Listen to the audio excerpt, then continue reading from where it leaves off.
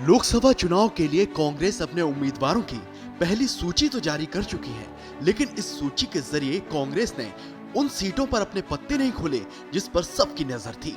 जी हां, सही समझे आप, अमेठी और रायबरेली सीट पर कांग्रेस ने अपने उम्मीदवारों के नाम का ऐलान नहीं किया है, जबकि इन सीटों पर सबकी नजरें टिकी हुई हैं, खासकर अमेठी सीट पर, जिस पर पिछली बार बीजेपी ने कांग्रेस को पटखनी दे दी थी। एक बार फिर से कांग्रेस ने राहुल गांधी को सेफ सीट देते हुए वायनाड से उतारा है। इससे अमेठी की जनता निराश दिखाई पड़ रही है। इस समय विपक्ष के सबसे मजबूत नेता हैं और उनको अमेठी से चुनाव लड़ना चाहिए। आज अमेठी की जनता, अमेठी जनमानस में ये चर्चा का विषय है कि अमेठी में राहुल गांधी जी आएंगे और अमेठी से अपनी दावेदारी साबित करेंगे और अमेठी से चुनाव लड़ेंगे और अमेठी से चुनाव लड़कर जीतकर संसद में पुनः जाएंगे।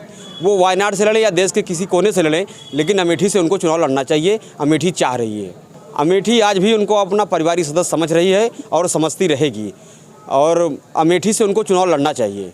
अमेठी उनको अपने पुत्र की तरह मानती है और मानती रहेगी। तो इनका नाम नहीं था, लेकिन जो एक्सपेक्टेशन थी हम लोगों की भी, अमेठी वासियों की जो एक्सपेक्टेशन थी कि पहली ही लिस्ट में राहुल गांधी जी का नाम हो जाना चाहिए था। कांग्रेस की जो भी लिस्ट आएगी उसमें पहली लिस्ट में राहुल जी का नाम होना चाहिए था। हाँ, ये है कि राहुल जी का पहली लिस्ट में इन्होंने नाम ना निकाल के लोगों को निराश किया है, क्योंकि जनता पब्लिक डिमांड थी कि राहुल गांधी आ रहे हैं। कांग्रेसी जो डिमांड कर रहे थे वो तो अलग डिमांड थी, और हम लोग भी ये देख रहे थे कि दीदी जी यहाँ के सांसद हैं और एक अच्छी लड़ाई होगी, अच्छा आर्गूमेंट होगा, अच्छा चुनाव चलेगा।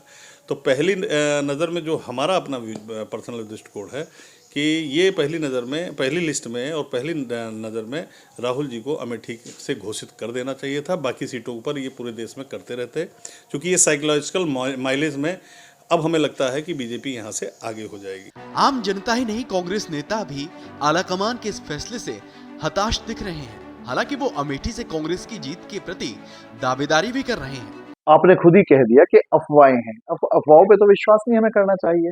राहुल जी जहां से लड़ेंगे भारी बहुमत के साथ जीतेंगे, वो चाहे अमेठी से लड़े चाहे वायनाड से लड़े, ऐतिहासिक जीत होगी। कांग्रेस चाहे जो भी कहे, लेकिन स्थानीय जनता का मानना है कि राहुल गांधी अगर चुनाव लड़ेंगे अमेठी में तो उनकी हार तय है। टक्कर दे सकते हैं लेकिन जीतना नहीं है, क्योंकि अमेठी में जब 15 साल हो रहे, लोगों के सुख दुख में सम्मिलित नहीं होते रहे, और स्मृति ईरानी सन 14 में हारने के बाद भी अमेठी से अपना संपर्क बनाए रहीं, और जब जीती हैं 19 में, उसके बाद वो बराबर जनसंपर्क में बराबर बनी रही, और उन्होंने अभी हाल में अपना यहाँ आवास भी बना लिया।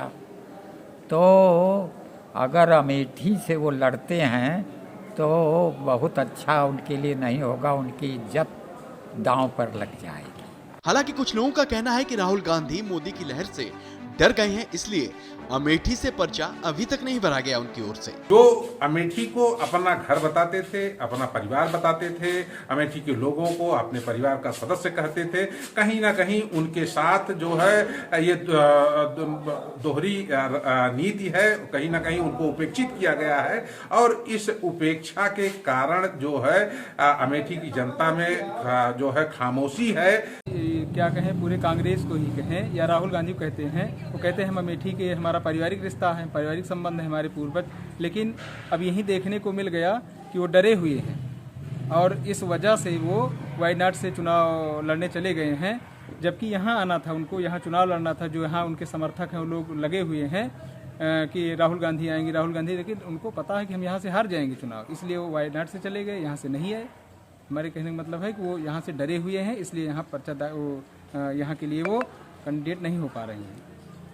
ठीक, अमेठी में जनता की राय से तो स्पष्ट लगता है कि इस बार भी यहाँ पिछली बार की तरह कमल खिलने वाला है और हाथ का साथ आम लोगों से छूटने वाला है।